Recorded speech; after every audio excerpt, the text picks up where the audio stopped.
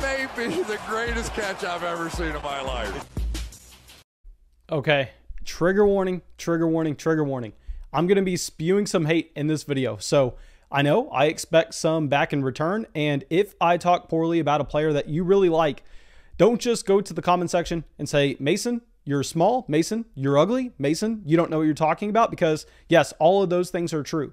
Instead, go to the comment section and try to change my mind. Try to convince some other people watching this video that they should listen to you. So don't just say, well, Mason, you're wrong on Carson Wentz. Tell me why I am wrong. Tell me what we are missing here and why you think he's actually going to hit this upcoming season and worth his draft price. But of course, before we come out here and spew some hate, go down there, drop a like on the video, even though I can guarantee you, you're not going to enjoy this video. Subscribe to the channel because in some videos, we'll be talking positively about some players that you like, even if we don't in this one. And yeah, leave that comment telling me why I am wrong. And yeah, let's dive into this. Let's bring up our first player, which we've already kind of teased. Let's bring up Carson Wentz. So Carson Wentz, my dudes, is a horrendous value right now in Superflex leagues. Now, I am kind of making this as a video just because I am tired of sending these messages through Patreon. I'm tired about just having to talk with this every single day and why I'm lower than consensus on Carson Wentz. But right now, if we pull up Carson Wentz in our most recent Flock Patreon startup draft with where he went, he ended up getting drafted at the 605. And if you look in that 605 range, he gets drafted directly behind the quarterbacks Zach Wilson, Matthew Stafford, Ryan Tannehill, and Tua Tagovailoa. He gets drafted right ahead of the wide receivers Amari Cooper, Mike Evans, Robert Woods, and Jerry Jeudy. And to be completely honest, I have no idea why Carson Wentz is falling into this tier of quarterbacks. I am looking at Carson Wentz as an option that should be way further down draft boards for a multitude of reasons. Of course, let's get into these now. And I will say, just right out the gun, that with Wentz, I mean, this is a quarterback that's 28 years old. I know it feels like he's been in the NFL for a decade now, but he's someone that is 28, not necessarily expecting him to continue to improve drastically based on his age, but also not expecting a fall off anytime soon. So a very neutral quarterback. We know that age doesn't necessarily matter that much at the QB position in Dynasty as it does with running back, as it does with wide receiver. And here, I really want to just focus in first on how bad Carson Wentz has actually been the past 2 years. You could make the argument that in 2020, Carson Wentz was the worst quarterback in football. And I understand, guys, trust me, I know that Carson Wentz was placed into a situation to most likely fail this past year. I mean, his offensive line was the worst that he's probably ever had in Philadelphia, combined with the fact that his top options were the combination of Jalen Reagor and Travis Fulgham. That's not going to be a recipe for success. I mean, that's going to be the exact opposite of that, where you would expect Carson Wentz to come through and most likely fail. But to go along with this, I really want to see how bad Carson Wentz actually failed this past season. Carson Wentz came out, and I know this is not a perfect statistic because, like we have said, I mean, so much dictates how a quarterback's going to be playing, from the offensive line, from the wide receivers, from the coaching staff, and the scheme that they have. But a good mark to actually evaluate these quarterbacks is not just going to be adjusted yards per attempt, because adjusted yards per attempt doesn't necessarily know how to look at the difference between an interception and a touchdown, because obviously if you're at the 5-yard line and you throw a touchdown, that's going to hurt your adjusted yards per attempt. I'm sorry, it's just going to hurt your regular yards per attempt because that stat doesn't know how to account for that. But adjusted yards per attempt accounts for both touchdowns and interceptions and weights them accordingly. And here with this statistic, Carson Wentz had an average of 5.2 adjusted yards per attempt in 2020. Now, the quarterbacks this was behind. He was behind Drew Lock, Nick Foles, Alex Smith. He was tied with Sam Darnold, and he was only ahead of Dwayne Haskins. So that is disgusting. And I understand, guys, trust me, I know this is not a quarterback in even an average situation in the NFL. He's in one of the worst situations a quarterback can be in. But at the same time, I mean, he ties with Sam Darnold. I would make the argument that Sam Darnold's in New York with Adam Gase, with an average offensive line, and with nobody at receiver outside of Jamison Crowder. I mean, I would argue that Sam Darnold was actually placed into a much worse situation than Carson Wentz and comes through with those same numbers. And at the same time, I mean, Nick Foles in Chicago, really only having Allen Robinson, Drew Lock in Denver. Drew Lock, we know how bad of a quarterback he is. Drew Lock actually averages 5.8 adjusted yards per attempt compared to Carson Wentz 5.2, so more than a 10% upgrade over him. So 2020, you can make the argument, like we just said, that Carson Wentz was the worst starting quarterback in the NFL. Now in 2019, it was a little bit better than this, but it was still pretty bad. He was actually 18th, so he was near the bottom 10, but at the same time, he was more so an average quarterback in what you're finding with adjusted yards per attempt. He was directly ahead of Case Keenum, Tom Brady. Keep in mind, Tom Brady was in New England with just horrendous weapons there. And like we said, the stat is not a perfect stat to evaluate quarterbacks. You have to take into consideration the context. He was also directly ahead of Jacoby Brissett. He was behind Jared Goff, Matt Ryan, Phillip Rivers, and Jameis Winston. So this is not a great year for Carson Wentz. And this season, I mean, I would argue that while, yes, he had a very subpar wide receiver core, at least he had both Zach Ertz and Dallas Goedert and an above average offensive line with Miles Sanders there as well. You know, Miles Sanders at the end of the season was fantastic catching balls out of the backfield, and that is going to be notable. Now, with Carson Wentz, one thing that you have to look at is going to be this contract, and that's the main reason why he couldn't just necessarily go for a first-round pick straight up, because the team trading for him was having to trade for a very large contract where he still has $47 million guaranteed through the rest of this. Now, the majority of that's getting paid out in 2021, and in 2022, he's owed $27 million, and all of that's guaranteed. But beyond that, he's owed $25 million.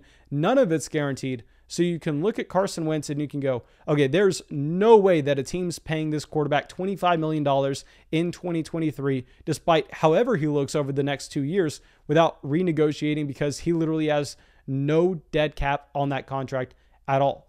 And now a big thing that I want to look at is the incentives that the Indianapolis Colts have. So, of course, number one in their pecking order of goals, and it's not even close, is to go out there, field a very competitive roster, make the playoffs.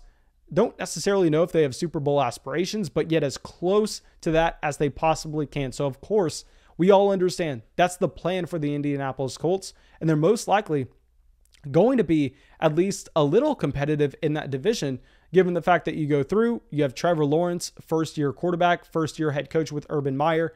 You have the Houston Texans, possibly the worst team in the NFL, and Tennessee Titans are just going to crush that division. But beyond that, they have two other teams that they can, I don't want to say get a guaranteed 4 wins from, but pretty much guarantee themselves that they're going to be 3-1 in that schedule. Now, also, we can acknowledge the fact that the Indianapolis Colts have a very good coaching staff with Frank Reich there. And at the same time, this is a team that has an elite offensive line. So the situation is significantly better for Carson Wentz, reuniting with his old offensive coordinator, and at the same time playing behind one of the best offensive lines he's had since his early days in Philadelphia. So with all that going into it, we can acknowledge the fact that, yes, I would say about 70% of the time, this team is going to be competitive. This team is going to be in the hunt for the playoffs. But we know that how we have to view these things is through a range of outcome sense. We know that's not going to be the case every single time, even if you think it is. So what happens if this team isn't competitive? What happens if this team comes out, they start the year, and they are just say 3-7, and all of a sudden they go, okay, well, this was really bad. It sucks that we had a major injury to Quentin Nelson in our offensive line. Things fell apart, and we really are not going to be a competitive team for this upcoming season. And of course, I'm not saying that this is going to happen, but we can all agree it's in the range of outcomes. It's easily possible. And if Carson Wentz is half as bad as he was last year, it's probably likely that this team is very bad, even if they have an elite offensive line and a good defense. But if they get to that point where they're halfway through the year and they go, this is probably a team not bound for the playoffs, this is not going to be a super competitive team going forward, they are every which way incentivized to not play Carson Wentz. Because we look at this, and Carson Wentz, if he plays 75% of the snaps this season, the 2022 draft pick that the Indianapolis Colts owe is going to be a first-round selection. And if this team projects to be in the top 10 of that draft, there's no way they're letting Carson Wentz play 75% of the snaps. They're definitely instead going to go, hey, Carson Wentz, man, we're sitting here 3-7. We can't afford to continue to start you and possibly lose our first-round pick. You're going to get benched. We're going to go with Jacob Eason. We're going to go with Sam Ehlinger. We're going to go with really any other option. That way we can guarantee our first-round pick, and you're playing bad enough to begin with where we don't have to give some massive excuse to our fan base. Now, I will say that's not guaranteed, but I think we can all agree that that is, at the very minimum, a possibility. And now here, another thing with Carson Wentz is we've already established the downside. We've already established the fact that he doesn't have guaranteed money that long in this contract. The trade that they actually made incentivizes it, where if this team is losing, to bench Carson Wentz. And at the same time, we've shown how bad he's been over the past 2 years. So let's go through and let's go, what are we looking at in terms of the actual fantasy points scored? Because we know that bad quarterbacks can be highly productive in fantasy. I mean, just look at those guys that are going to be elite rushers and how that's going to be completely different in fantasy than real life. I mean, his former teammate Jalen Hurts is a perfect example of this, where Jalen Hurts is going to come through and he is going to be dominant with rushing. And it doesn't necessarily mean that the Philadelphia Eagles are going to be highly competitive, but we know that's going to mean Jalen Hurts is elite in fantasy. Well, that's simply not going to be the case with Carson Wentz. I mean, you look at 2020, Carson Wentz was the quarterback 22 in points per game. So he was a low-end quarterback 2, high-end quarterback 3. And in 2019, he was the quarterback 14 directly behind Daniel Jones. So yeah, with Carson Wentz, it's not like he even has that rushing upside where he can go through and he could just vault himself up into an elite tier, even with bad quarterback play. He has to be a good quarterback to be a good fantasy quarterback. It's that simple with Carson Wentz. And also, you go through and you go, well, Mason, Carson Wentz over the past 2 years, look at his receiving core. His receiving core was horrendous. How is he going to do anything with that? Well, let's go look at his receiving core now, because I would argue while it's better than what he had in Philadelphia, it's definitely not one of the best in the league. I mean, his number one wide receiver, Michael Pittman, then he has T.Y. Hilton and Paris Campbell. So while I like a sleeper in Paris Campbell, I think that if you look at this group on the whole and you compare it through the rest of the NFL, I mean, it's going to be a bottom 10 wide receiver unit. Throw in the fact that their starting tight end is Jack Doyle. I mean, this is not a great supporting cast. He has a much better offensive-minded coach. He also has a significant upgrade at offensive line. But beyond that, I mean, it's not that much better. Now, our next quarterback that we are going to be having to give some hate is going to be Baker Mayfield. And now with Baker Mayfield, let's go back to what we were just talking about. Let's go back to talking about how there's a difference between fantasy value with these quarterbacks and real life value. Now, I will acknowledge the fact that Baker Mayfield was a really good quarterback for what the Cleveland Browns needed him to do last year. He led this team to their first playoff victory. And for a lot of people, that is kind of translating into them thinking that he's some good fantasy asset, where in reality, it's the exact opposite of this. Because we know that at the quarterback position, what you're looking for in today's age is you're looking and saying, can this quarterback just get to 300 rushing yards? If he can get to 300 rushing yards, that's a range where we know he has quarterback one upside. I mean, a guy like a Joe Burrow is the perfect example of someone that's not going to be just a rushing quarterback like Lamar, Jalen Hurts, or Kyler Murray, but he is someone that can pick up about 18 to 20 rushing yards a game. And that makes a massive difference over the long haul. I mean, 300 rushing yards is about equivalent to about 8 passing touchdowns through the course of the season. So here at Baker Mayfield, he has no access to that at all. So we have to ask ourselves, okay, so if you're not going to be a rushing quarterback, what has to happen for you to be productive in fantasy? Well, you have to be one of the highest volume pocket passing quarterbacks in the NFL. We go back to last season when Tom Brady was second in the NFL in passing yards per game. So Tom Brady is second in the NFL in passing yards a game and second in the NFL in touchdowns a game. And what did this mean for fantasy purposes? Well, he was near the very top of both categories. He was the quarterback 10 in fantasy on a points per game basis. And what that means is that Tom Brady was literally the best you can be for a pocket passing quarterback. And the ceiling for that kind of quarterback in today's age in the NFL is a low-end quarterback one in fantasy, because fantasy is fantasy. It's not real life. We're not building real teams. You're not a real NFL general manager. So with Baker Mayfield, we go, okay, so he's not going to have any rushing production at all. Can he get up to that mark? And the answer is no. I mean, Baker Mayfield cannot get anywhere close to there. And we have seen this with his fantasy points per game over the past few seasons. So Baker Mayfield in 2018, keep in mind, he's a rookie here, so it's hard to hold too much to him. But as a rookie, Baker Mayfield was the quarterback 20 in points per game. Now, this is directly ahead of Nick Foles, Andy Dalton, Jimmy Garoppolo, Joe Flacco, and Eli Manning. Okay, so let's point that out. Yes, it says a rookie, so you're not necessarily expecting that to be his peak at all. Now, in 2019, he has a significant downfall where he's the quarterback 29 in points per game. So Baker Mayfield, a low-end quarterback 3 in fantasy this year, behind Kyle Allen, Sam Darnold, Phillip Rivers, and Jacoby Brissett. Now in 2020, I mean, this is the year where Baker Mayfield, he led this team to a playoff victory. He did exactly what the Browns needed him to do. What did that mean for fantasy purposes? What did that actually do for Baker Mayfield? Well, that led him to be the quarterback 26. So another season of being the quarterback 3 in fantasy. And he went through, scored slightly more points than Mitchell Trubisky, Phillip Rivers, and Drew Lock. So the problem here with Baker is his real life value and his fantasy value are just two completely different things that people are having a very hard time of going through and separating.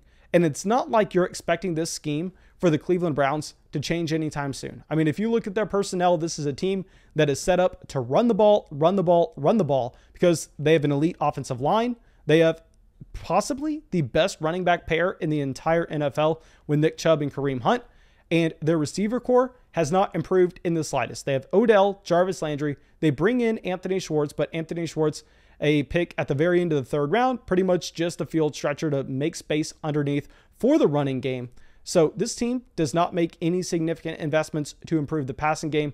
They actually go through and do quite the opposite, where they're showing us that they want to continue to run the ball by drafting defense at the very top of this year's draft. I mean, they draft Greg Newsome in the first, they draft a linebacker in the second, and they go through and spend the majority of their picks on the defensive side of the ball. And what that tells us is that this is a team that wants to continue to win by running it, and playing good defense. And what that means is Baker Mayfield is going to keep on being a quarterback 3 in fantasy. He has no upside to do anything better than that. And I am tired of people not understanding that in these drafts. I'm tired of people looking at Baker Mayfield and going, okay, he's a good quarterback 2 option for us. He took that leap forward this past year where, yeah, he took the leap forward in terms of what he did for his NFL team. But for your fantasy team, he's not going to do anything.